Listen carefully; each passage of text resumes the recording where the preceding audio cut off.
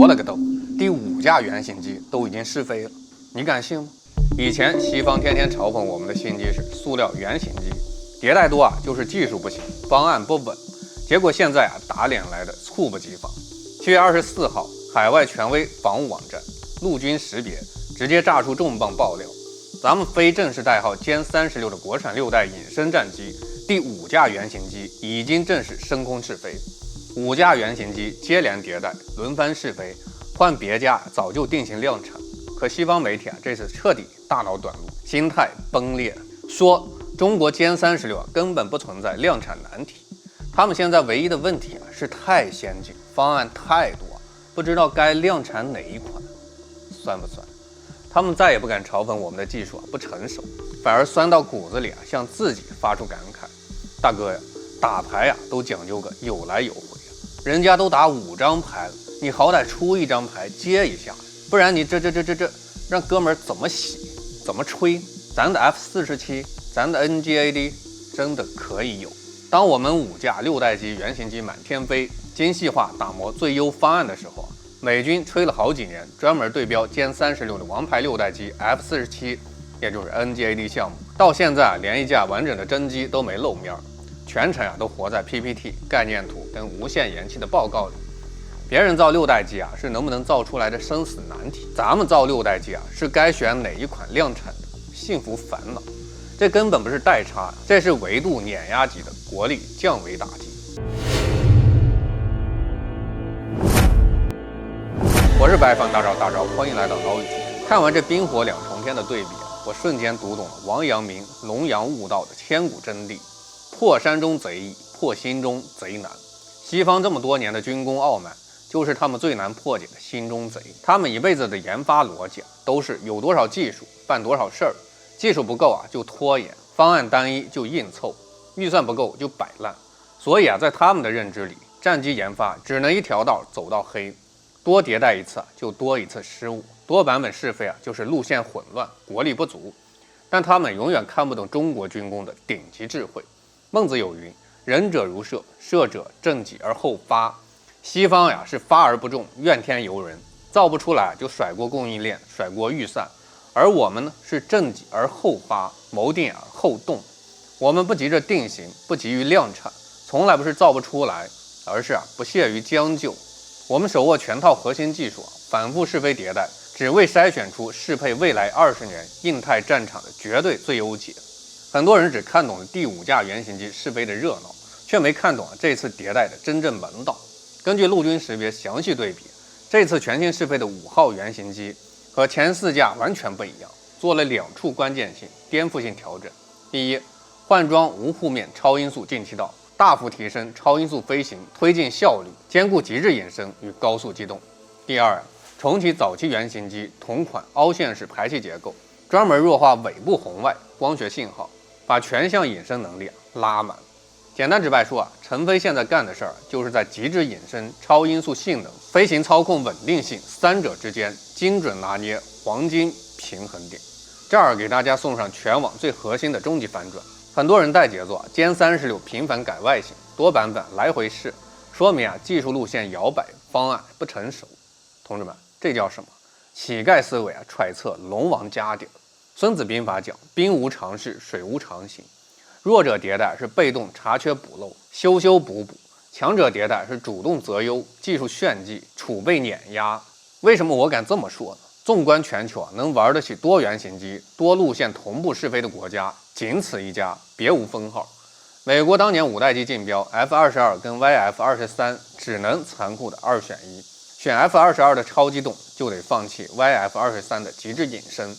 選 YF-23的遠程截擊，就徹底丟掉近戰格鬥能力。最後YF-23遺憾的分存，成為美軍永遠的遺憾。而今天的中國直接把美軍當年的2道單選題全部變成了多選題。我們的殲36原型機2套頂級路線全部落地，一套對標 F-22，搭載2元矢量噴口，主打超機動近距離空戰碾壓；一套對標 YF-23。也就是這次5號原型機的思路，凹陷排氣加全新进氣道，主打極致隱身，遠程超音速狙殺。2條頂級技術路線，我們全部吃透，全部能造，全部能量產，這哪裡是技術不成熟，這是技術儲備溢出，實力過於頂尖。別人求着有一條能用的路線，我們是挑選哪一條更強，更適配戰場。全網99%的人都看錯了歼36的定位，所有人都在糾結它能不能打贏 F-35，能不能狗斗碾壓5代機，格局太小，眼光太淺。西方軍事觀察家之所以難以定義殲36，甚至感到脊背發涼，核心原因就是它跳出了傳統戰鬥機的框架，是一款專門破體系、斬節點的空中戰略殺手。它的3大核心設計全是針對印太美軍體系的精準降维打擊。第一，极致翼身融合設計，機身內部空间空前龐大，載油量、載彈量遠超歼20，擁有恐怖的超遠航程。第二，無尾隱身布局加3隱形獨特設計，兼顧高速突防與生存能力，隱身、高速、載荷3位一體。第三，全新进气排气組合，完美平衡高速性能與全向隱身，專門適配遠程隱蔽突襲。孫子兵法虛實篇有言：避實擊虛，批抗倒虛。現在大國空戰從來不是戰機單挑，是體系對決。美軍在印太的核心戰力從來不是前沿的幾架戰機，而是預警機、空中加油機、海上巡邏機、空中指揮系統這些後勤跟大腦節點。只要拔掉這些核心節點，美軍所有的前沿戰機瞬間變成有視野、沒有續航、沒有指揮的瞎子、廢機。而殲36的終極使命就是幹這些事兒。它不是用來近戰狗鬥的，它是用來千里奔襲、靜默突防、定點斬殺敵方空戰體系命脈的戰略重器。很多人不知道，這套戰術思維我們早在殲20身上就已經落地。殲20憑借超大航程、遠程打擊能力，開創了中國空軍遠域拒止的全新打法。而殲36就是殲20的全面升級版、戰力迭代版、戰略終極版，綜合作戰能力實現跨代碾壓。再看大洋彼岸，美軍 F-47 6代機項目吹了多少年，號稱顛覆空戰規則，全面壓制對手，結果呢，啞火了，甚至把自己都給壓制了。常年跳票、進度延期、預算扯皮、供應鏈空心化嚴重，變循環發動機難題遲遲無法攻克。時至今日連一架完整的原型機都沒法公開亮相，全程停留在 PPT 概念階段。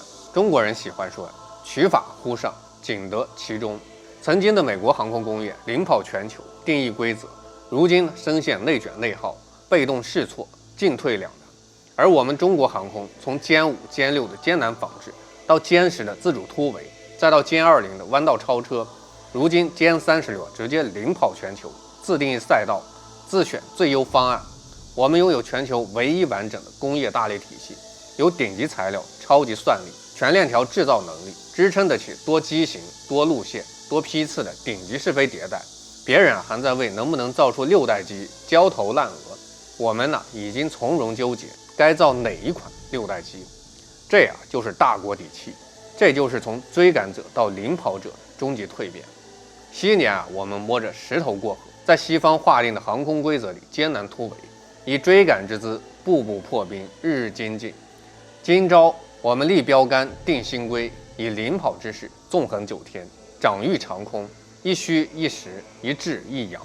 中美6代機研發的冰火殊途，早已道盡大國博弈的終極真相。美軍空於傲慢至高，現在內耗僵局，空有霸權執念，卻無突破之力。6代機終成紙上空談。善攻者動於9天之上，善戰者謀於變局之中。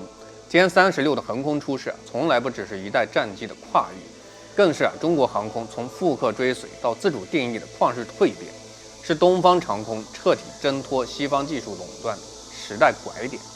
長鷹已駐，可復蒼龍，9天亮劍，山河無憂。